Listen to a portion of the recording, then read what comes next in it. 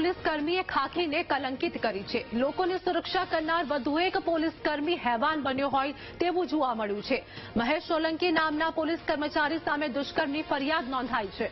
પોલીસકર્મીએ 30 વર્ષની મહિલા સાથે દુષ્કર્મ આચરતા ફરિયાદ નોંધાઈ। પોલીસકર્મી મહેશ સોલંકીએ લગ્નની લાલચ આપીને મહિલા પર દુષ્કર્મ આચર્યું। બળજબરીપૂર્વક શારીરિક સંબંધ બાંધ્યાની પણ પોલીસ સ્ટેશનમાં ફરિયાદ નોંધાઈ છે। મહેશ સોલંકી નામનો પોલીસ કર્મચારી હેડક્વાર્ટરમાં ફરજ બજાવતો હતો। પોલીસે બંને પોલીસ કર્મચારીઓની શોધખોળ પણ શરૂ કરી છે।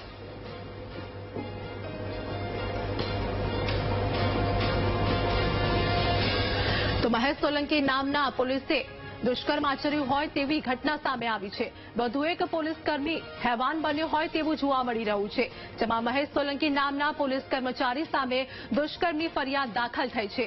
30 વર્ષની મહિલા સાથે દુષ્કર્મ આચરતા ફરિયાદ નોંધાઈ। મહેશ સોલંકીએ લગ્નની લાલચ આપી હતી, તે બાદ મહિલા પર દુષ્કર્મ આચર્યું હતું।